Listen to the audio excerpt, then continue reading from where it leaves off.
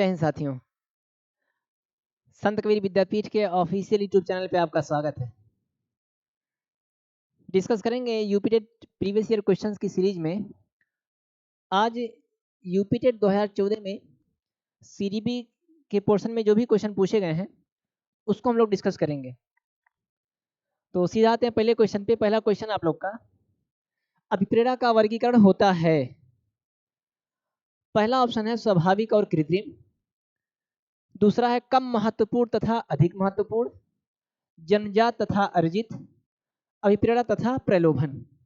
तो इससे पहले मोटिवेशन चैप्टर को हमने डिस्कस कर रखा है।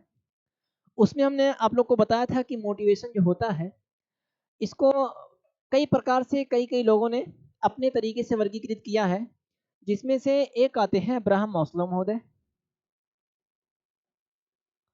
अब्राहम मैस्लो, इन्होंने जो अभिप्रेरणा का प्रकार बताया है वो दो बताया है। एक है आपका जन्मजात और दूसरा अर्जित। इसके अतिरिक्त आते हैं आपके थॉमसन महोदय, थॉमसन महोदय। इन्होंने भी अभिप्रेरणा को दो प्रकार से बांटा है, लेकिन उन्होंने उसको बताया अस्वाभाविक और स्वाभाविक और स्वाभाविक तथा कृत्रिम। इसके अतिरिक्त भी आते हैं अन्य मनोवैज्ञानिक जिन्होंने तीन प्रकार से बांटा है। तो देखो ऑप्शन में आप लोग को अगर ध्यान से देखोगे तो ऑप्शन में ये भी मिलेगा कि स्वाभाविक और कृत्रिम, जो कि थॉमसन महोदय का वर्गीकरण है। ऑप्शन सी में आप लोग को मिलेगा जन्मजात तथा अर्जित, जो कि अब्राहम मैस्लो महोदय का है। और सबसे जिनविन जो माना जाता है वो ही माना जाता है कि अभिप्रेरणा दो प्रकार से जो होती है वो है जन्मजात और अर्जित, और इसी को आपके आयोग ने भी स्वीकार किया था। तो अभिप्रेरणा का वर्गीकरण जो होता है वो क्या है, जन्मजात तथा अर्जित। ठीक है, अगर नाम दे के पूछ लेता कि थॉमसन ने अभिप्रेरणा का वर्गीकरण किन दो रूपों में किया है, तब ऑप्शन चला जाता स्वाभाविक और कृत्रिम। अगर अब्राहम मैस्लो का नाम आता तभी आंसर जाता है। इसके अलावा यदि गैरिट महोदय का नाम देता तो उन्होंने जो तीन प्रकार से बांटा है उसको हम लोग सही करते। ठीक है ना, इस पे विस्तृत चर्चा हम पिछले किसी वीडियो में डिस्कस किए, आप लोग जाके प्लेलिस्ट में देख सकते हो। आते हैं दूसरे क्वेश्चन पे। सीखने की प्रक्रिया में सीखने का रूपांतरण हो सकता है। सीखना का मतलब होता है बाबू अधिगम। तो अधिगम की प्रक्रिया में सीखने का स्थानांतरण या अधिगम का स्थानांतरण हो सकता है। यानी अधिगम का प्रकार क्या हो सकता है, सकारात्मक, नकारात्मक या शून्य। तो एक डिस्कशन कर लेते हैं हम लोग। अधिगम का स्थानांतरण, अधिगम का स्थानांतरण, इस पे भी चर्चा हम पहले कर चुके हैं बाबू। देखो अधिगम का स्थानांतरण होता क्या है, जब किसी एक काम में सीखा गया ज्ञान, सीखा गया कौशल या लिया गया प्रशिक्षण का प्रयोग किसी दूसरे काम में हम लोग के वो फायदा पहुंचाए या नुकसान पहुंचाए, तो उसे ही कहते हैं अधिगम का स्थानांतरण। जैसे आप बाइक चलाना जान रहे हो, साइकिल चलाना जान रहे हो। अब बाइक चलाना जब सीखोगे बाबू, तो उसमें जो साइकिलें चलाना सीखे हो ना, उससे आपको सहायता मिलेगी। तो ये आपका क्या हो जाएगा, अधिगम का स्थानांतरण। ठीक है ना। जो महिलाएं कला बहुत बढ़िया बनाती हैं या जो लड़कियां कला बहुत बढ़िया बना लेती हैं, वो लोग अगर मेहंदी सीखने जाती हैं, मेहंदी रखना हाथ पे शादी ब्याह में, तो उससे उन लोग की कला का उसमें यूज आ जाता है। यानी वहां भी अधिगम का क्या होता है, स्थानांतरण होता है। ठीक है ना। सूपा से घर में पछोड़ा जाता है चावल, या जो भी सरसों चावल गेहूं बनाया जाता है पिसवाने से पहले। सूपा से अगर फटकना आ रहा है भाऊ, तो कभी ऐसी स्थिति आती है कि सूपा नहीं है या मोहल्ले में किसी के वहां गया है, तो प्लेट से ही फटक के काम चला लिया जाता है। तो वो भी फटकना सीखे हैं हम सूपा से, अब फटक ले रहे हैं अपना थाली से भी, वो भी क्या है, अधिगम का स्थानांतरण है। ठीक है ना। इसके तमाम एग्जाम्पल आप लोग अपने लाइफ में देख सकते हैं। तो वही क्या है, कितने प्रकार से हो सकते हैं। तो बहु देखो ये तीन प्रकार का होता है। पहला होता है आपका सकारात्मक, अधिगम स्थानांतरण या सकारात्मक सीखने का स्थानांतरण। दूसरा आता है नकारात्मक, अधिगम स्थानांतरण। और तीसरा जो आता है वो होता है शून्य अधिगम स्थानांतरण। सकारात्मक में होता क्या है भाऊ, देखो स्क्रीन दिख रही है ना, हम ना दिखें कोई बात नहीं। यदि कोई एक काम यदि आप सीखे हो, उससे दूसरा काम सीखने गए तो उससे आपको लाभ मिले या उससे आपको सहायता मिलती है, तो इसको कहते हैं अधिगम सकारात्मक अधिगम स्थानांतरण। जैसे साइकिल चला के आप मोटरसाइकिल चलाना सीखे, मोटरसाइकिल चला के यदि आप कार भी चलाना सीखोगे तो उससे भी आपको लाभ मिलेगा। साइड देखना, कब कट लेना है, कहाँ से मोड़ना है, कुछ अगर लाभ मिल रहा है तो अधिगम का स्थानांतरण हो रहा है। ठीक है ना। गणित पढ़ने के बाद आप फिजिक्स पढ़ने जा रहे हो, तो गणित के कैलकुलेशन यदि आप सीखे हो तो आपका फिजिक्स में भी काम देगा, वहां भी क्या होता है, अधिगम का स्थानांतरण होता है। ठीक है ना। दूसरा नकारात्मक में क्या होता है, यदि कोई एक काम आप सीखे हो और फिर दूसरा काम सीखने गए, इस काम जो पहला आप सीखे हो उसकी वजह से पहले दूसरा का काम जो सीख रहे हो उसमें यदि हानि हो या कुछ आपको नुकसान हो या उसमें बाधा आ रही है, तो इस यहाँ भी अधिगम का स्थानांतरण हुआ है। यानी जो पहले आप सीखे हो वो यहाँ काम कर रहा है, तभी आपको बाधा आ रही है, तो इसको कहते हैं नकारात्मक अधिगम स्थानांतरण, है ना। जैसे यदि आप इंडिया में, भारत में ड्राइविंग सीखे हो, अमेरिका में जाओगे ड्राइविंग करने, तो देखोगे कि अपने इंडिया में जो स्टीयरिंग होती है वो दाहिने तरफ होती है, वही यूरोपियन कंट्री में जाओगे तो बाएं तरफ मिलेगी। तो यहाँ तो अलग से कट उट मारना सीखे हो, अब वहां जाओगे तो दूसरी तरफ मिल गया, तो वहां आपको बाधा आएगी, अरे भाई तो हमारा सीट ये नहीं है। यानी जो इससे पहले आप सीखे थे उस सीखने की वजह से आपको यहाँ हानि हो रही है, तो इसको कहेंगे नकारात्मक अधिगम स्थानांतरण। आप जेंडर की बात कर लो, हिंदी में पढ़ोगे तो लिंग अलग होते हैं, 3 प्रकार शायद, इंग्लिश में देखोगे तो 4 प्रकार होते हैं। वचन ही देख लो आप लोग, हिंदी में पढ़ोगे एक वचन बहुवचन, संस्कृत पढ़ने जाओगे तो उसमें 3 वचन मिल जाएगा, एक वचन द्विवचन बहुवचन। तो हिंदी पढ़ने के बाद जब आप संस्कृत पढ़ने जाओगे तो बाधा पहुंचेगी, कहोगे अरे भाई 3, हम तो पहले दुइये पढ़े हैं। यानी कहीं ना कहीं जो पहले आप पढ़े हो उसकी वजह से दोबारा पढ़ रहे हो, उसमें कंफ्यूजन आ रही है, बाधा आ रही है, तो उसको नकारात्मक अधिगम स्थानांतरण करेंगे। जो तीसरा आता है बहुत शून्य अधिगम स्थानांतरण, वास्तव में अधिगम स्थानांतरण ना होके अधिगम स्थानांतरण की अनुपस्थिति को दर्शाता है। ठीक है ना। तो ये हो गया क्या, जहाँ एक काम में सीखा गया या लिया गया ज्ञान, प्रशिक्षण या अभ्यास दूसरे काम में ना कोई हानि पहुंचाए ना कोई लाभ पहुंचाए, तो उसे कहते हैं शून्य अधिगम स्थानांतरण। जैसे आप साइकिल चलाना जान रहे हो, अब उस पर नाव खेना सीखो, कोई लाभ कोई हानि नहीं मिलेगी आपको। ठीक है ना। आप गणित पढ़े हो और जाके पॉलिटी पढ़ो, कोई ना लाभ मिलेगा ना कोई हानि मिलेगी, तो उसको कहेंगे शून्य अधिगम स्थानांतरण। यहाँ पे अधिगम स्थानांतरण की अनुपस्थिति पाई जाती है मूल रूप से। क्वेश्चन आप लोग का क्या था ये देखते हैं। क्वेश्चन था सीखने की प्रक्रिया में सीखने का स्थानांतरण हो सकता है, तो बाबू सीखने का सकारात्मक अधिगम स्थानांतरण भी होता है, नकारात्मक अधिगम स्थानांतरण भी होता है, शून्य भी होता है, तो ये हो जाएगा इसका आंसर सही। इसके अतिरिक्त अधिगम के स्थानांतरण को 3 अन्य प्रकार से भी बांटा जाता है, जिसमें आता है आपका पहला ऊर्ध्व, ऊर्ध्व, दूसरा क्षैतिज, ऊर्ध्व क्षैतिज और द्विपार्श्विक। द्विपार्श्विक जब अधिगम स्थानांतरण की बात होगी है तो इसको भी चर्चा कर ही लेते हैं। ऊर्ध्व क्या होता है, जब किसी एक क्षेत्र में सीखा गया ज्ञान उसी समान दूसरी परिस्थिति में काम आए तो ऊर्ध्वाधिगम स्थानांतरण। ठीक है ना। जैसे साइकिल चला के मोटरसाइकिल चलाए, मोटरसाइकिल से कार, कार से बस, इस सब में उसी क्षेत्र में जा रहे हो, परिवहन के क्षेत्र में जा रहे हो तो ऊर्ध्व अधिगम स्थानांतरण। क्षैतिज अधिगम स्थानांतरण, क्षैतिज अधिगम स्थानांतरण में क्या होता है, सेम उसी परिस्थिति में ही सीखना है आपको। ठीक है ना। दूसरा क्षैतिज हो गया। तीसरा द्विपार्श्विक क्या होता है, तो द्विपार्श्विक का मतलब हम लोग अगर अपने बॉडी पार्ट को देखें तो हम लोग का जो बॉडी होता है बाबू, वो 2 बराबर भागों में एक तरह से सिमेट्रिक होता है, आप देखोगे। ठीक है ना। तो अगर आप एक तरफ, ये दाया पोर्शन मान लो ये है, ये बाया पोर्शन है, किसी एक शरीर के किसी एक हिस्से से लिया गया प्रशिक्षण, अभ्यास या अनुभव शरीर के दूसरे हिस्से में यदि काम कर रहा है तो उसी को कहते हैं द्विपार्श्विक अधिगम स्थानांतरण। जैसे यदि हम दाहिने हाथ से लिखना सीखे हैं और फिर उसके बाद काम पड़ गया, मेहंदी लगवा के बैठे हैं, कोई ईशान कराने आ गया या कुछ लिखना हो, काका का बाबू को बताना हो, तो दाहिने हाथ से नहीं बाएं हाथ से का लिख दिए। सीखे हैं तो दाहिने हाथ से लिख ले रहे हैं बाएं हाथ से, ये द्विपार्श्विक अधिगम स्थानांतरण है। ठीक है ना। खाना खाना दाहिने हाथ से सीखे हैं, कोई किसी कारणवश दाहिने हाथ फंस गया, मेन्यू नहीं रचा के बैठे हैं ऐसे हाथ दिखा के, तो अब बाएं हाथ से खाना खाएंगे। अलग बात है भूख मुंह में बराबर नहीं जाएगा, लेकिन सीखे दाहिने हाथ से, बाएं हाथ से काम हो रहा है, क्या हो गया, अधिगम स्थानांतरण हो गया ये भी, ठीक है ना। दाहिने हाथ से बैडमिंटन खेलना सीख रहे हो, बाएं हाथ से भी खेल ले रहे हो, ये भी क्या है, द्विपार्श्विक अधिगम स्थानांतरण है।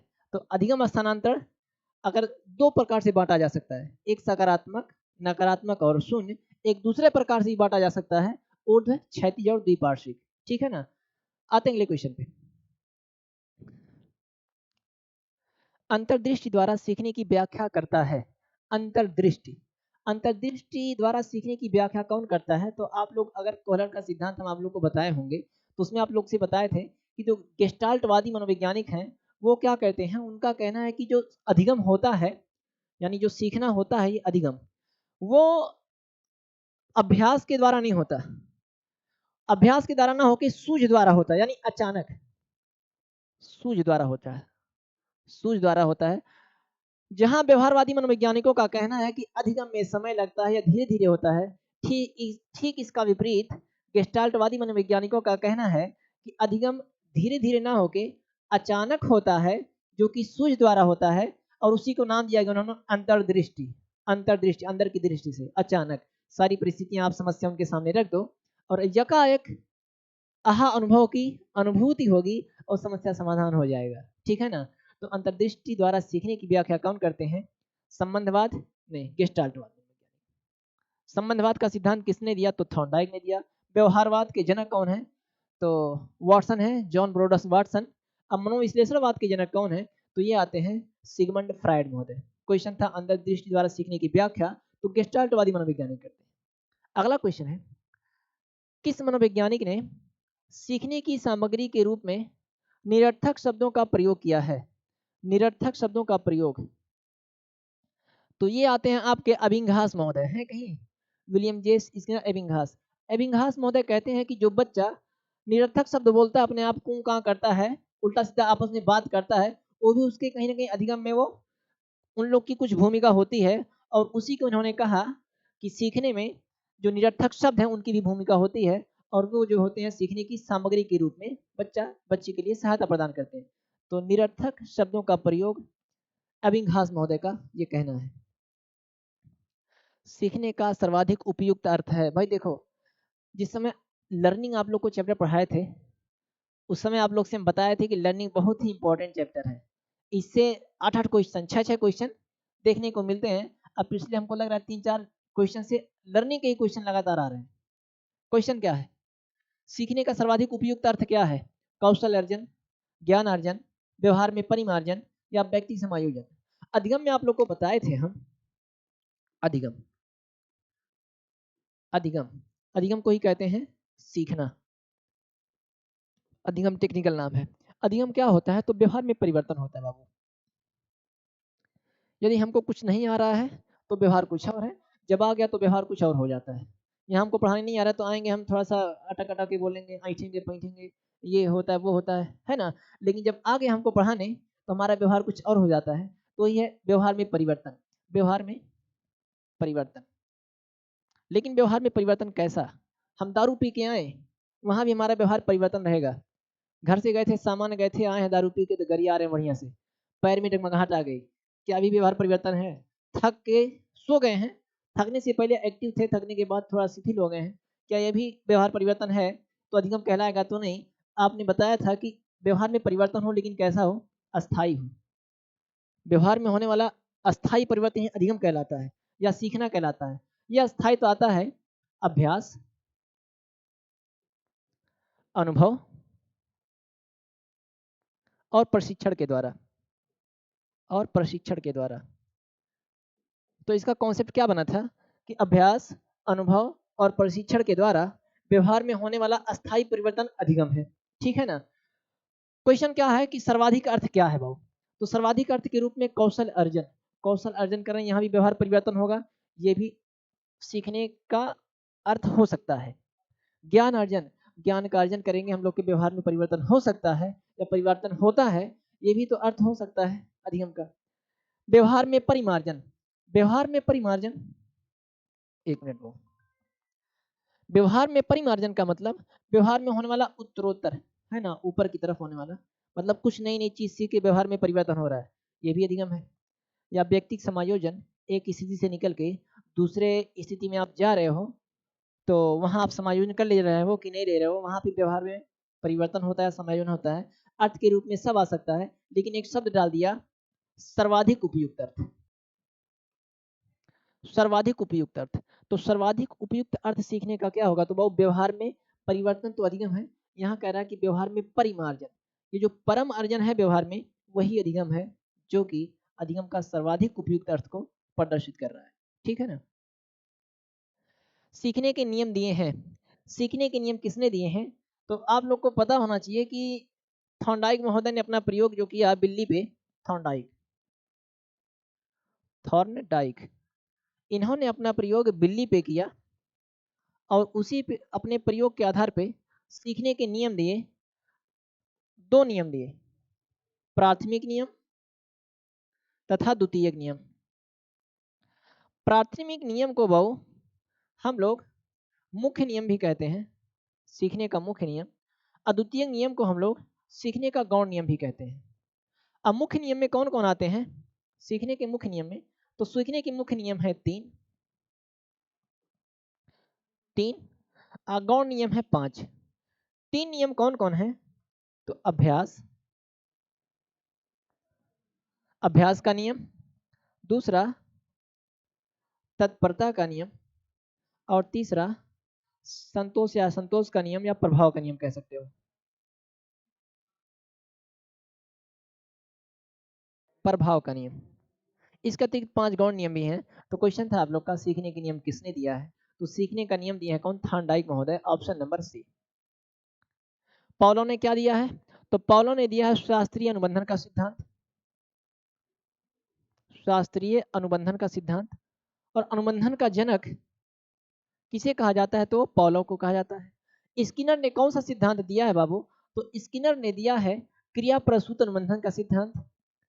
थॉर्नडाइक ने कौन सा नियम दिया है, तो संबंधवाद का सिद्धांत, लॉ ऑफ कनेक्शनिज या संयोजनवाद का सिद्धांत। इसको अन्य नाम से प्रयास एवं त्रुटि, प्रयत्न एवं भूल, कुछ भी नाम दे सकते हैं, ऐसा टाइप लर्निंग थ्योरी। कोहलन ने किस पे प्रयोग किया, तो अपना प्रयोग चिंपैंजी पे किया, और इन्हीं का है क्या, संज्ञानवाद का सिद्धांत, अधिगम का संज्ञानात्मक सिद्धांत। ठीक है ना। सीखने के नियम किसने दिए, तो थॉर्नडाइक।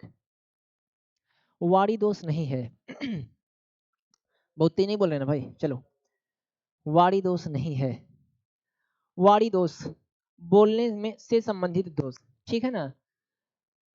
जैसे डिसलेक्सिया, आप लोग को दोष पढ़ा चुके हैं, वो भी आप लोग पिछला जितना भी वीडियो ना सब देख डालो, कुछ कुछ चीजें आप लोग को उसी से क्लियर हो जाएंगी। क्वेश्चन है, वाणी दोष नहीं है, तो पहला ध्वनि परिवर्तन और अस्पष्ट उच्चारण। अस्पष्ट उच्चारण यदि है बबुआ, यानी कहीं ना कहीं दोष है, जो लिखा है वो आप स्पष्ट रूप से उच्चारित नहीं कर पा रहे हो, तो कहीं ना कहीं ये वाणी दोष है। अब क्वेश्चन आपका कह रहा है कि वाणी दोष नहीं है, तो ये तो वाणी दोष हो गया। धीमी या तेज गति से बोलना, हकलाना और तुतलाना, हकलाना भी वाणी दोष है बाबू, और तुतलाना भी वाणी दोष है। इन दोनों में से अगर कोनो एक अगर वाणी दोष होता दूसरा का नहीं होता, तब वो ऑप्शन गलत हो जाता। तीव्र अस्पष्ट बोलना, तीव्र तक तो ठीक था, लेकिन अस्पष्ट वाणी कह दिया, तो अस्पष्ट अगर बोल रहा है तो वो भी वाणी दोष है। तो हकलाना तुतलाना भी वाणी दोष। तीव्र अस्पष्ट वाणी, तीव्र होता तो चल जाता, लेकिन अस्पष्ट वाणी है तो दोष है। अस्पष्ट उच्चारण है तो दोष है ना। जैसे शक को शक पढ़ो, होता है ना शक, तालव्य सा को छोटका सा पढ़ना। फूल को फूल, देखो फूल दो होता है बाबू, एक ये फूल होता है, एक ये फूल होता है, नीचे में जो टुकड़िया रखा रहता है, तो ये फूल है, फूल वाला है कौन सा, गुलाब वाला, है ना। और ये फूल सूज जाना, सूजन जो आता है उसको ये वाला फूल पढ़ते हैं। तो गलत जो उच्चारण है ना, अस्पष्ट, ये भी क्या है, वाणी दोष है, यानी हम ठीक से उसको बोल नहीं पा रहे हैं या पढ़ नहीं पा रहे हैं। धीमी या तेज गति से बोलना, ये किसी प्रकार का वाणी दोष नहीं है, ये वाणी दोष नहीं है। हम तेज बोल रहे हैं या धीरे बोल रहे हैं एकदम कि आपको सुनिए नहीं दे रहा है, तो ये वाणी दोष नहीं है ना। ये तो मानसिक स्थिति है कि हम कभी मूड में है तो चिल्ला के बोल रहे हैं, और कभी आराम से बोल रहे हैं। क्वेश्चन था वाणी दोष नहीं है तो धीमी या तेज गति से बोलना, ये कोई वाणी दोष नहीं बाबू। अगला है सीखना है। देखो ये भी अधिगम का ही, अधिगम अकेले आपका 8 से 10 नंबर संभाल देगा, एक चैप्टर अकेला 30 में से, ठीक है ना। अभी तो क्वेश्चन कुछ बढ़िया बनने लगे हैं जिससे इसका वेटेज कम हो गया, तभी 3-4 तो मिलना ही मिलना है। क्वेश्चन है अधिगम है, व्यवहार में परिवर्तन। अभी भी हमने बताया कि व्यवहार में परिवर्तन ही अधिगम कहलाता है, तो पहला ऑप्शन तो सही है। अनुभव तथा अभ्यास का परिणाम, आपसे बताए हैं अभी को कि व्यवहार में परिवर्तन हो और भी अस्थाई हो। अस्थाई तो 3 कारणों से आता है, अभ्यास, अनुभव और प्रशिक्षण से। तो अनुभव तथा अभ्यास का परिणाम अधिगम है, ये भी बात सही है। व्यवहार में अपेक्षाकृत अस्थाई परिवर्तन, ये भी अधिगम को ही प्रदर्शित कर रहा है, तो ऑप्शन जाएगा उपरोक्त सभी, ठीक है ना। आते हैं अगले क्वेश्चन पे। शारीरिक वृद्धि और विकास को कहते हैं, तो शारीरिक वृद्धि और विकास, तत्परता, गतिशीलता, अभिवृद्धि या आनुवंशिकता। तो शारीरिक वृद्धि और विकास को हम लोग कहते हैं अभिवृद्धि, ठीक है ना। चिंतन संज्ञानात्मक पक्ष में एक मानसिक क्रिया है, यह कथन दिया है। चिंतन संज्ञानात्मक पक्ष में एक मानसिक क्रिया है, यह कथन किसका है, तो यह कथन दिए हैं आपके रॉस महोदय। रॉस महोदय कहते हैं कि चिंतन क्या है, तो चिंतन एक दिमाग का एक फंक्शन है, संज्ञानात्मक पक्ष में एक मानसिक क्रिया है। मतलब हर एक कॉन्सेप्ट को, किसी भी चैप्टर का कॉन्सेप्ट हो, अगर कोई मनोवैज्ञानिक है जो कॉन्सेप्ट को ही अपनी परिभाषा में ला के रख देते हैं, तो वही परिभाषा हम लोग के लिए, वही कोटेशन हम लोग के लिए इंपॉर्टेंट हो जाता है। और इन्होंने चिंतन को अपने परिभाषा में प्रयोग किया, सेम उसी कॉन्सेप्ट को, क्या, संज्ञानात्मक पक्ष में एक मानसिक क्रिया है। आप लोग उसके कॉन्सेप्ट में पढ़ते होंगे चिंतन के, कि चिंतन क्या है, चिंतन एक मानसिक क्रिया है, वही अपनी परिभाषा में कह दिए। तो इस वजह से वो मनोवैज्ञानिक का कोटेशन इंपॉर्टेंट हो जाता है। ये कौन कहा है, तो रॉस महोदय कहते हैं। बाल मनोविज्ञान के आधार पर कौन सा कथन सर्वोत्तम है। बाल मनोविज्ञान, मनोविज्ञान में आप लोग से बताए थे, मनोविज्ञान की जिसमें शाखा बता रहे थे कि ये मनोविज्ञान नामक पेड़ अगर है, मान लो ये मनोविज्ञान का पेड़ है, इसकी जड़ में दर्शन है, क्योंकि मनोविज्ञान की उत्पत्ति दर्शन शास्त्र से हुई, ठीक है ना। इसकी शाखाओं में तमाम मनोविज्ञान आते हैं, जैसे शिक्षा मनोविज्ञान, शिक्षा मनोविज्ञान, बाल मनोविज्ञान, प्रौढ़ मनोविज्ञान, प्रौढ़ मनोविज्ञान, इसके अतिरिक्त पशु मनोविज्ञान, पशु मनोविज्ञान, पक्षी मनोविज्ञान, है ना, और प्रौद्योगिकी मनोविज्ञान, प्रौद्योगिकी मनोविज्ञान। मनोविज्ञान की तमाम शाखाएं, बहुत ब्रॉड हो गया मनोविज्ञान। उसमें से ये पूछा है कि बाल मनोविज्ञान के आधार पर कौन सा कथन सत्य है। अच्छा, आप लोग को शिक्षा के क्षेत्र में ये तो पढ़ना ही रहता है, शिक्षा मनोविज्ञान और बाल मनोविज्ञान। बाल मनोविज्ञान क्यों पढ़ना रहता है, क्योंकि हम लोग को जब टीचिंग करने जाना है, खास करके डीएलएड और बीएड के पाठ्यक्रम में बाल मनोविज्ञान का अच्छा खासा पोर्शन है। टीचिंग करने जाएंगे तो आपसे बालक ही मिलेंगे, ठीक है ना। अच्छा, इस बालक में भी किस किस अवस्थाओं को रखा गया बाल मनोविज्ञान के अंतर्गत, तो शैशवावस्था, बाल्यावस्था और किशोरावस्था, ठीक है ना। अवस्थाएं कई होती हैं, विकास की अवस्थाओं में आप लोग देखोगे तो विकास अवस्थाएं 7 या 8, जनपूर्व की 3 अवस्थाएं, फिर शैशवावस्था, बाल्यावस्था, किशोरावस्था, प्रौढ़ावस्था और फिर वृद्धावस्था। इसके अंतर्गत भी कई प्रकार से बांटा जा सकता है। तो पूछा है कि बाल मनोविज्ञान के अंतर्गत कौन सा कथन सर्वोत्तम है। चलो, सारे बच्चे एक जैसे होते हैं, नहीं। बाल मनोविज्ञान के अंतर्गत आपको ये बिल्कुल दृष्टिकोण नहीं रखना है कि सब बच्चे एक जैसे हैं। अगर सब बच्चे एक जैसे होते तो समावेशी शिक्षा की जरूरत ही क्या पड़ती, है ना, कि सभी प्रकार के बच्चों के साथ मिला के बैठा के पढ़ाना, एक कॉन्सेप्ट में नहीं आता। सभी बच्चे एक जैसे बिल्कुल भी नहीं है, कुछ बच्चे एक जैसे हैं, ये भी गलत है। सीधा सीधा बाल मनोविज्ञान के अंतर्गत प्रत्येक बच्चे को अलग, एकदम अलग माना जाता है, कि हर एक बच्चे में कुछ ना कुछ सबसे अलग निहित शक्तियां हैं। प्रत्येक बच्चा एक दूसरे से भिन्न है, यानी भिन्न है का मतलब एक दूसरे से विशिष्ट है। हर एक बच्चा अपने आप में स्पेशल है, यही मानकर बाल मनोविज्ञान में प्रत्येक बच्चे को शिक्षा दी जाती है कि एक दूसरे से बच्चा अलग है। ऑप्शन में है कहीं प्रत्येक बच्चा विशिष्ट होता है, कुछ बच्चे विशिष्ट होते हैं, नहीं भाई, कुछ नहीं, प्रत्येक बच्चा विशिष्ट होता है। हर एक बच्चा अपने आप में स्पेशल है और सबको उसी के हिसाब से ट्रीट करना है। अगला, बाल मनोविज्ञान का केंद्र बिंदु है, नाम से स्पष्ट है, बाल मनोविज्ञान का केंद्र बिंदु क्या है? अच्छा शिक्षक नहीं भाई, शिक्षण प्रक्रिया बालक। अच्छी स्मृति की विशेषताएं हैं शीघ्र पुनः स्मरण, अच्छी धारणा, शीघ्र पहचान या ये सभी। तो अच्छी स्मृति, मेमोरी, देखो मेमोरी होती क्या है बाबू? मेमोरी, स्मृति क्या होती? स्मृति और विस्मृति दो एक दूसरे के विपरीत की चीजें हैं, ठीक है ना। स्मृति कुछ भी नहीं है, देखो ज्ञानेंद्रियों से नाक, कान, आंख, जिह्वा एवं त्वचा, 5 ज्ञानेंद्रियां हैं, इनसे हम लोग के दिमाग में जो भी सूचनाएं जाती हैं, सूचनाएं, वो सबसे पहले हम लोग के चेतन मन में जाती हैं। सूचना चेतन मन में जाती हैं, अचेतन मन में एक प्रतीक चिन्ह बन जाता है, चिन्ह बन जाता है, जिसे हम लोग क्या कहते हैं? धारणा। धारणा, कॉन्सेप्ट या धारणा, संप्रत्यय, कुछ भी कह सकते हैं। चेतन मन में हम लोग की सूचनाएं गई, उससे कुछ धारणा बनी, कुछ समय के बाद ये सूचनाएं हम लोग के चेतन मन से अचेतन मन में चली जाती बाबू, अचेतन मन में चली जाती, ठीक है ना। तो सूचनाओं का चेतन मन से अचेतन मन में चला जाना, फिर उचित परिस्थिति आने पर उन सूचनाओं का अचेतन मन से चेतन मन में ले आना ही स्मृति है। जब व्यक्ति किसी बात को सुना, जैसे हमसे कोई कोनो बात कहा, हम सुन लिए, कुछ दिन तक याद रहा और उसके बाद हम भूल गए। भूल गए का मतलब दिमाग से बात उतर गया। लोग कहते हैं दिमाग से हमारी बात उतर गया था, वो बात यह उतरा नहीं था, वो उतर के कहाँ चला गया था? अचेतन मन में उतर के चला गया था। अब फिर कुछ दिन बाद याद दिला कि देखिए आपसे वो बतिया बताए थे ना, कहिया हो? तो कहेंगे का वहां हम लोग बैठे थे, अच्छा हाँ याद आ गया, तो क्या हुआ उसका? यानी अचेतन मन से उस सूचना वापस आप यदि चेतन मन में ले आ रहे हो तो आपकी स्मृति सही है। तो चेतन मन से अचेतन मन में सूचनाएं चली जाती हैं, फिर अचेतन मन से वापस चेतन मन में सूचनाओं को ले आना ही स्मृति कहलाता है। तो स्मृति की विशेषताएं क्या है? शीघ्र पुनः स्मरण, शीघ्र पुनः स्मरण का मतलब यहीं से उठा के वापस सूचना आप ले आ रहे हो चेतन मन में, तो सही बात है, इसकी विशेषता है ये। अच्छी धारणा, अच्छी धारणा का मतलब जो भी सूचना आपके नाक, कान, आंख, जिह्वा एवं त्वचा से आपके मस्तिष्क गई है चेतना में, अगर वो ठीक से आप सुने नहीं हो पाओ तो आपकी धारणा बढ़िया से नहीं बनेगी, और जब धारणा नहीं ठीक बनेगी तो फिर जब आप अचेतन मन में जाएगा फिर वापस चेतन मन में लाना बड़ा मुश्किल हो जाएगा। तो जरूरी ये है कि आप जो धारणा बना रहे हो, जो कॉन्सेप्ट ले रहे हो, उसको बेहतरीन ढंग से लो। यदि कॉन्सेप्ट क्लियर है तो बातें भूलने के बाद भी वापस याद करने में आसानी होती है। तो अच्छी धारणा ये भी उसकी विशेषता है स्मृति की।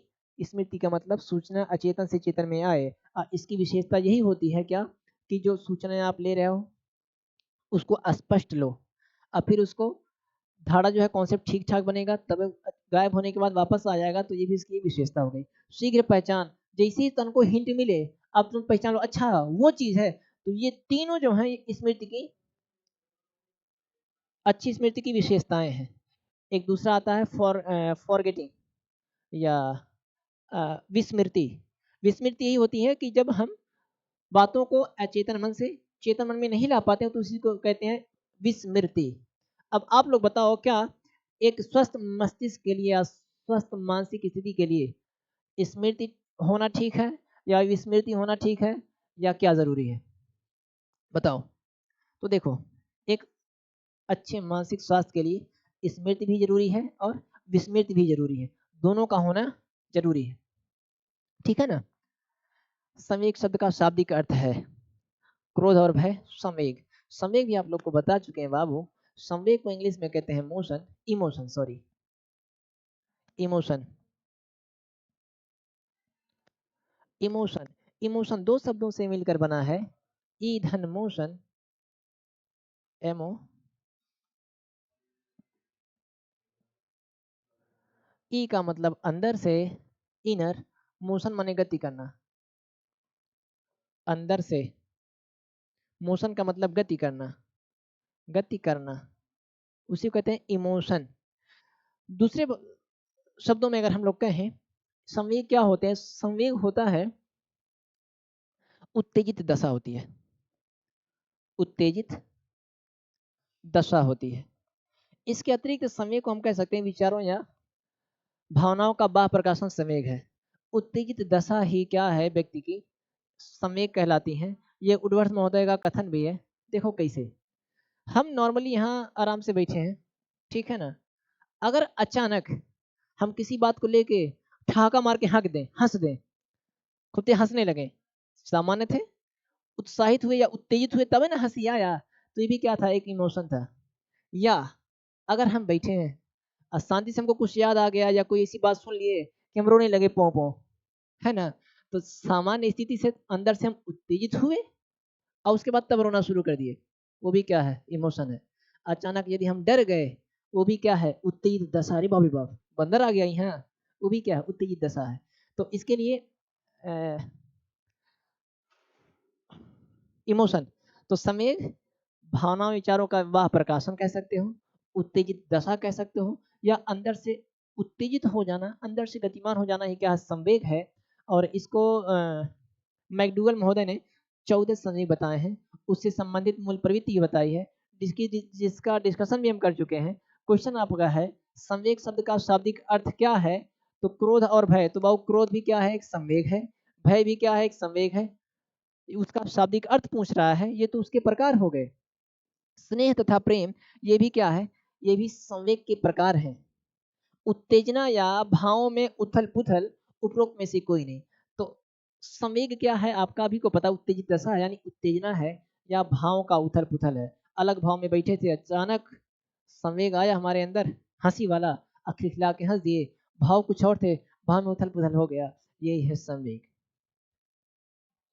कौशल सीखने की पहली अवस्था है कौशल सीखना। अरे कौशल छोड़ ही दो, सीखने की पहली दशा क्या है, पहली अवस्था क्या है, छोट मोट बच्चा जैसे सीखता हो वही उसकी अवस्था हो जाएगी, है ना। यथार्थता, समन्वय, कल्पनाशीलता या अनुकरण। तो कौशल अर्जन हो या सीखना हो, सबसे पहली अवस्था होती है अनुकरण। अनुकरण, अनुकरण मतलब देख के सीखना, ठीक है ना। कुछ भी आप सीख रहे हो तो उसकी पहली अवस्था ये होगी अनुकरण द्वारा, जो चीज देख रहे हो वही सीख रहे हो। ये क्या है भाई, मानसिक आयु के प्रत्यय का सर्वप्रथम प्रयोग किया।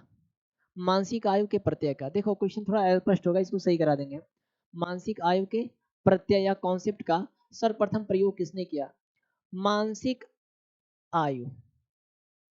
तो देखो भाव मानसिक आयु जो होती है उसका संप्रत्यय या कॉन्सेप्ट जो सबसे पहले दिया वो दिए थे बिने और साइमन महोदय।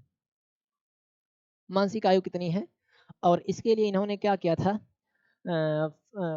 फ्रांस में जब बच्चों का, प्राथमिक बच्चों का नंबर कम आया, पूरे के पूरे विद्यालय का नंबर कम आ गया, तब उसके लिए इन्होंने एक प्रश्नावली तैयार की, ठीक है ना।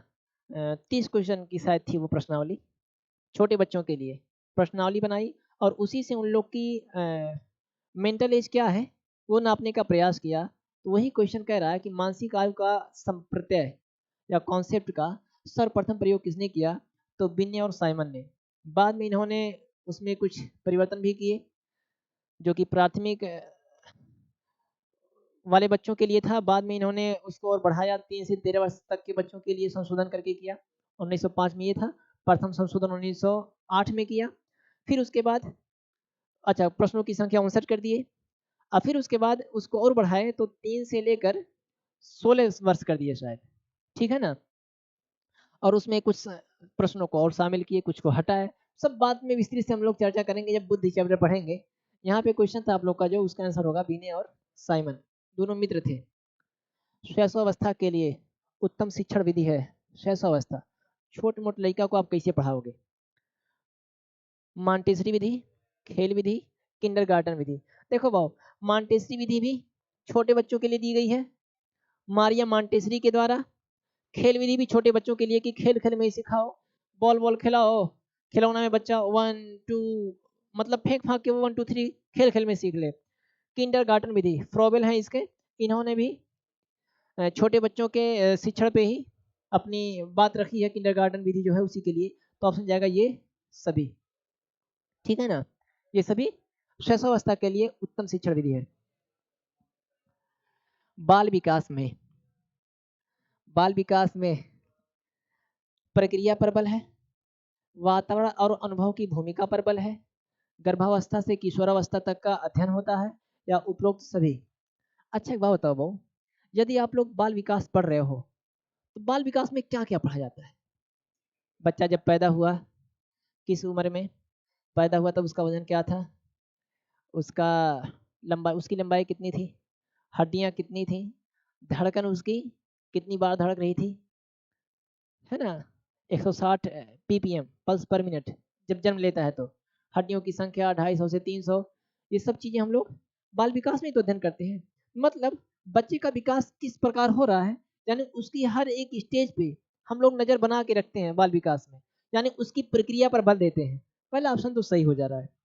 वातावरण और अनुभव की भूमिका पर, उस बच्चे के विकास में वातावरण का क्या प्रभाव पड़ रहा है या एक्सपीरियंस का उसमें क्या प्रभाव पड़ रहा है, उसकी क्या भूमिका है, उसका भी अध्ययन करते हैं। गर्भावस्था से किशोरावस्था तक का अध्ययन बाल विकास में भी को आप लोगों अभी आप लोग को हम बताए हैं कि बाल विकास में किशोरावस्था तक का अध्ययन किया जाता है, तो ऑप्शन ए भी सही हो रहा है। प्रक्रिया पर बल देते हैं, कैसे कैसे बड़ा हो रहा है, वातावरण और अनुभव का उस पर क्या प्रभाव पड़ रहा है, उस पर भी अध्ययन करते हैं। गर्भावस्था से किशोरावस्था तक का अध्ययन करते हैं, यानी ऑप्शन जाएगा उपरोक्त सभी। ठीक है ना, देखो कितना आसान पेपर था। अगला बाल विकास का अध्ययन क्षेत्र है।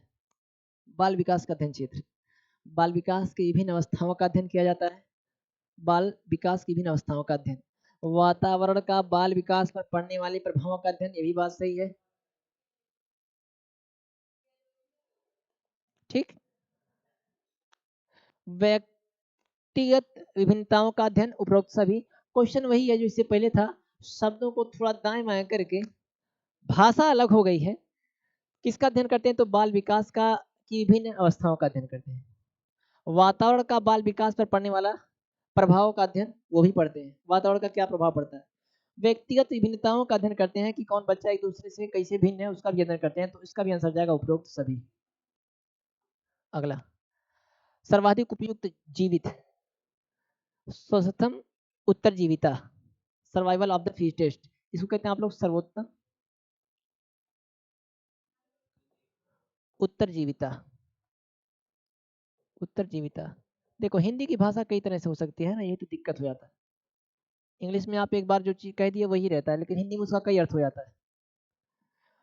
कह रहा है कि सर्वाइवल ऑफ द फिटेस्ट का सिद्धांत है लेमार्क का, डार्विन का, हैरिसन का या मैकडूगल का। सर्वोत्तम सर्वाइवल ऑफ द फिटेस्ट, ये जो सिद्धांत दिए थे, ये सिद्धांत तो दिए थे बाबू डार्विन महोदय, लेकिन इनके साथ एक व्यक्ति और थे, इस हर्बर्ट स्पेंसर महोदय, साथ में वो भी थे और डार्विन जी भी थे। सिद्धांत इन्होंने दिया, लेकिन ये जो शब्द गढ़े गए हैं, ये शब्द दिए गए थे स्पेंसर महोदय के द्वारा। मतलब दोनों लोग एकदम मीते मीते थे, दोस्त वाला, मतलब साथ में थे। और वहाँ पे ये बात कही गई कि सर्वाइवल ऑफ द फिटेस्ट, जो अपने आप को वातावरण के अनुसार ढाल लेगा वही आगे जा पाएगा, अन्यथा व्यक्ति, हाँ, बिन्नी सामान्य परीक्षण द्वारा मापन किया जाता है।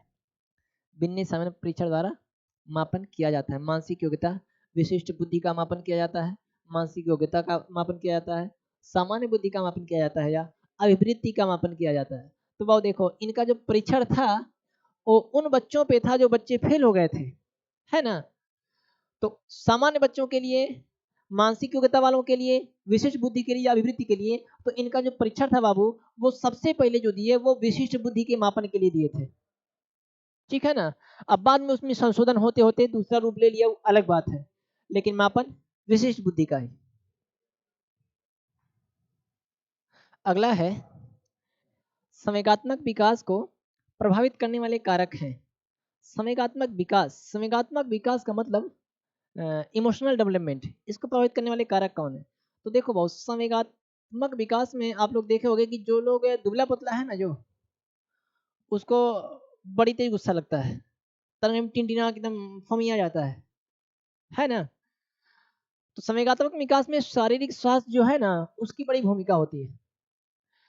दूसरी बात, अगर आप लोग के आसपास कोई है, वो थक के बैठा है, अगर जाके आप भुकवा रहे हो, कुछ पूछ रहे हो, बार बार पूछ रहे हो, तो जल्दी गुस्से आ जाएगा। मतलब संवेगात्मक विकास को थकान भी जो है ना प्रभावित करता है। मानसिक योग्यता, मेंटल एबिलिटी, मेंटल एबिलिटी भी आपके इमोशनल डेवलपमेंट को इफेक्ट डालता है या प्रभावित करता है। तो क्वेश्चन था आपका, संवेगात्मक विकास को प्रभावित करने वाले कारक हैं, तो शारीरिक स्वास्थ्य, शारीरिक स्वास्थ्य संवेगात्मक विकास को प्रभावित करता है, थकान भी प्रभावित करता है, मानसिक योग्यता भी प्रभावित करता है, अभिक्षमता नहीं, देखो यहाँ होना चाहिए आपका सभी, ठीक है ना। हमको लग रहा है ये पेपर में सभी था, टाइप करते समय मिसप्रिंट हो गया, यहाँ रहेगा सभी। तो ये जो सभी है ना, ये तीनों संवेगात्मक विकास को प्रभावित करते हैं। सामाजिक प्रत्याशाओं के अनुरूप व्यवहार की योग्यता का अधिगम सामाजिक विकास कहा जाता है। सामाजिक प्रत्याशाओं के अनुरूप व्यवहार की योग्यता का अधिगम व्यवहार की योग्यताओं का अधिगम सामाजिक विकास कहा जाता है। उक्त कथन किसका है?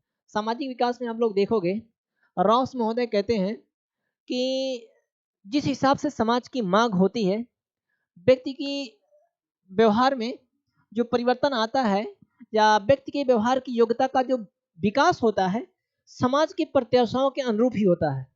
तो सामाजिक विकास के अपने सिद्धांत में या अपने कथन में इनका कहना यही था सीधा सीधा कि सामाजिक प्रत्याशाओं के अनुरूप समाज की जो प्रत्याशा है उसी के अनुरूप व्यवहार की योग्यता का अधिगम सामाजिक विकास कहलाता है। ये कथन है रॉस महोदय का, रॉस का, ठीक। प्राथमिक स्तर पर मूल्यों की शिक्षा देने की सर्वोत्तम विधि है।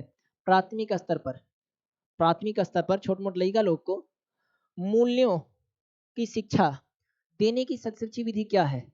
उनके अंदर मूल्यों का निर्माण करना है, अच्छी आदतों का निर्माण करना है, नैतिकता लाना है, उनके हर एक व्यवहार में आदर्श रूप से उन लोग का विकास हो। उसके लिए सबसे अच्छी विधि क्या हो सकती है? मूल्यों के महत्व को बताना विधि हो सकती है। मूल्यों के पालन न करने पर दंडित करना, ये तो होगा नहीं। अध्यापक के व्यवहार में मूल्य स्थापन या उपरोक्त सभी। देखो बहु, अगर आप ध्यान दोगे उपरोक्त सभी दिख रहा है, लेकिन ये तो होगा नहीं। मूल्यों के पालन न करने पर दंडित करना, अब मूल्यों के महत्व को बताना या अध्यापक के व्यवहार में मूल्य स्थापन। तो प्राथमिक स्तर के जो बच्चे होते हैं उनमें मैक्सिमम अधिगम जो होता है, मैक्सिमम चीज़ें जो लोग सीखते हैं, उन लोग का जो विकास होता है वो लोग अनुकरण के द्वारा ही सीखते हैं। जो चीज़ देखते हैं वही चीज़ करते हैं। तो उन लोग में अगर नैतिकता लानी है या मूल्यों का विकास करना है तो सबसे पहले चाहिए क्या कि अध्यापक का व्यवहार कैसा हो, वो एकदम आदर्श रूप हो। तो अध्यापक के व्यवहार में मूल्य स्थापन, यदि अध्यापक के व्यवहार में मूल्य हैं तो अपने आप को जैसा वो बच्चों के सामने रखेगा, बच्चे उसी तरह से सीखेंगे। तो सर्वोत्तम विधि क्या है कि अध्यापक का व्यवहार में मूल्य स्थापन। मूल्यों के वर्गीकरण में सम्मिलित नहीं है आध्यात्मिक मूल्य, एन केन प्रकारेण धनार्जन करना, धनार्जन प्रबल या धनार्जन करना, ऑप्शन ये था बाबू, नैतिक मूल्य या सांस्कृतिक मूल्य। तो देखो मूल्यों का वर्गीकरण मूल्यों के वर्गीकरण में सम्मिलित नहीं है। तो देखो आध्यात्मिक मूल्य सम्मिलित होते हैं, नैतिक मूल्य सम्मिलित होते हैं, सांस्कृतिक मूल्य सम्मिलित होते हैं, लेकिन एन केन प्रकार धनार्जन करना ये सम्मिलित नहीं होता है। तो इसका ऑप्शन जाएगा बी। ये भी यूपीटी 2024 का 3700 क्वेश्चन 2014 की क्वेश्चन आए हैं जो आए हैं। व्यक्तित्व के संगठन का स्वरूप है सामाजिक और आर्थिक, सामाजिक व राजनीतिक, मनोवैज्ञानिक व शारीरिक, मनोवैज्ञानिक व आध्यात्मिक। व्यक्तित्व, देखो वो पर्सनालिटी, इसको इंग्लिश में कहते हैं पर्सनालिटी।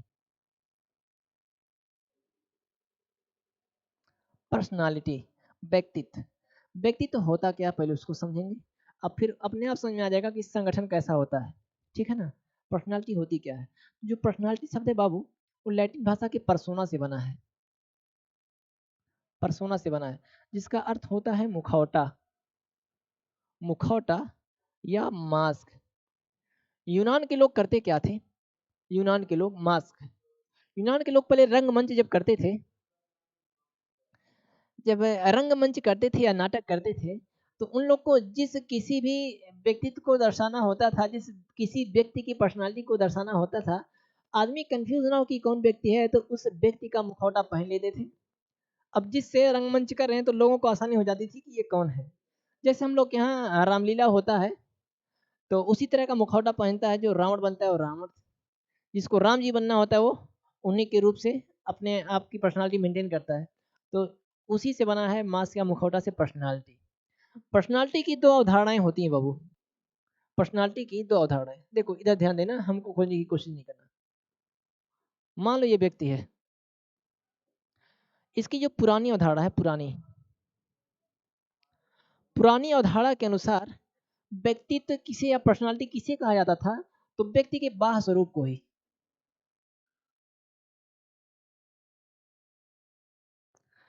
व्यक्ति के बाह्य स्वरूप को ही क्या कहा जाता था कि पर्सनालिटी है। देखने में अगर कोई ठीक ठाक बढ़िया लग रहा है, शूटिंग वूटिंग किया है, बढ़िया कपड़ा पहना है, टाई बेल्ट लगाया है, तो कहते थे फलाने व्यक्ति की पर्सनालिटी बड़ी बढ़िया है। लेकिन इसकी एक नई जो आधुनिक धारणा आई है, आधुनिक धारणा में व्यक्ति के बाह्य स्वरूप के साथ साथ उसके आंतरिक स्वरूप को भी देखा जाता है। आंतरिक स्वरूप को भी देखा जाता है। पहले मात्र इसी पे ध्यान दिया जाता था, लेकिन अब इसको कम, इस आंतरिक स्वरूप को ज्यादा ध्यान दिया जाता है। अरस्तु सुकरात के ज़माने में, सुकरात के सामने कोई व्यक्ति आके खड़ा आता है, खूब बढ़िया सा पहन ओढ़ के, देखने में एकदम साहब की तरह दिख रहा है, और आके जब उनके सामने आता है तो तमाम लोग अपनी जगह से खड़े हो जाते हैं। सुकरात जी अपने जगह पे ही बैठे हैं, आके बैठा, कुछ बोल नहीं रहा है, सुकरात भी नहीं कुछ बोल रहे हैं। थोड़ी देर बाद कह रहे हैं कि कुछ बोलो, व्यक्ति नहीं बोल रहा है। ये कह रहे हैं बोलो, तुम कुछ बोलो जिससे हम जान सके कि आपका व्यक्तित्व कैसा है, आप किस प्रकार का व्यक्तित्व अपने अंदर, आप किस प्रकार के व्यक्ति हैं। तो पता ये चला कि जो पर्सनालिटी होती है वो बाह्य स्वरूप पे ना जाके उसके आंतरिक स्वरूप को भी देखा जाता है। कोई व्यक्ति खूब बढ़िया पहना ओढ़ा हो, और जब मुंह से मुंह खोले तो उसके मुंह से गाली निकले, शराब की बदबू आए, पान और गुटखा खा के निकला हो, है ना। तो जरूरी नहीं कि व्यक्ति जो देखने में खूब बढ़िया ठीक ठाक लग रहा है उसकी पर्सनालिटी बढ़िया हो।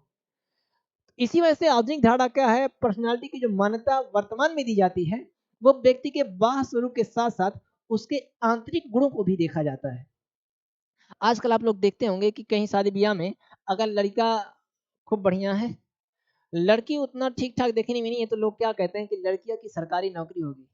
बाबू वो लड़कियां की सरकारी नौकरी नहीं है, उसकी पर्सनालिटी बढ़िया होगी, जो कि आदमी ध्यान देता है वर्तमान समय में। खूबसूरती का क्या है, 4 साल 8 साल 10 साल बाद तो खूबसूरती ढल जाएगी, लेकिन व्यक्ति का जो आंतरिक भाव है, व्यवहार है, चाल चलन है, वही उसके परिवार को और उसके वंश को आगे ले जाएगा। ठीक है ना।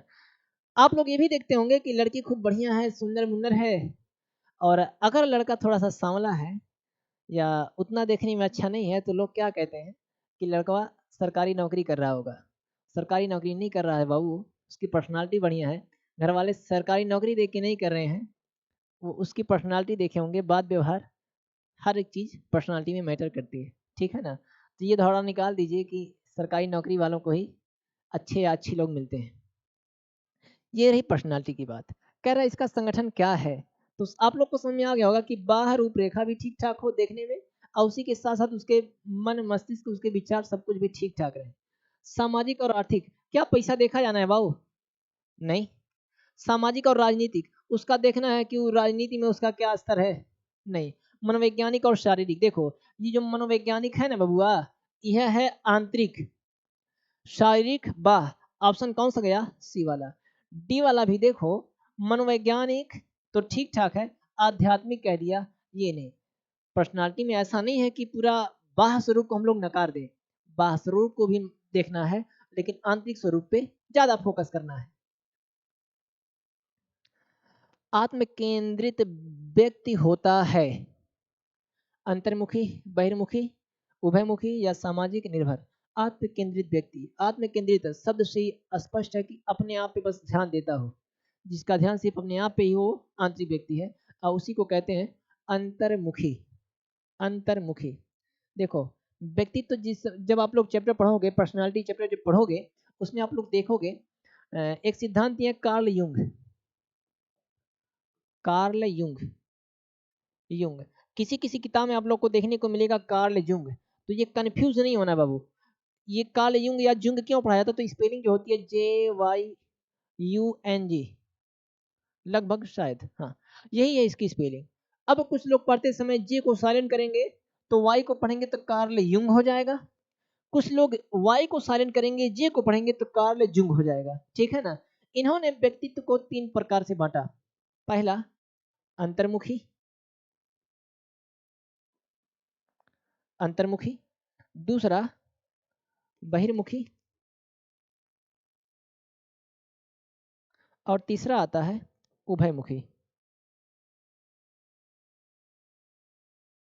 अंतर्मुखी आत्म केंद्रित होता है, सिर्फ अपने पे ध्यान देता है, बहुत अधिक बोलता नहीं है, चुप्पा माना जाता है, ठीक है ना।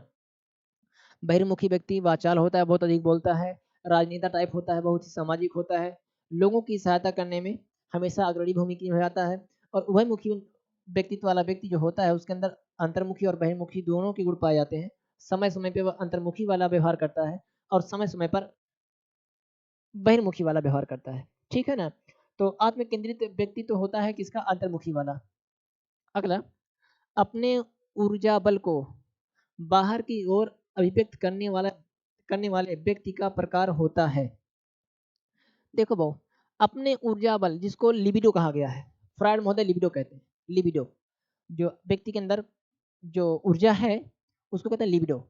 उसको बाहर की ओर अभिव्यक्त करने वाले व्यक्ति का प्रकार कैसा होता है, उसके अंदर जो है उसको बाहर की ओर व्यक्त कर दे। तो आप लोग देखो, ज्ञानात्मक व्यक्तित्व, बहिर्मुखी व्यक्तित्व, कलात्मक व्यक्तित्व या धार्मिक व्यक्तित्व, तो बाहर निकाल दे यानी भकभका व्यक्ति, कहते ना बहुत बोलता है यानी बहिर्मुखी।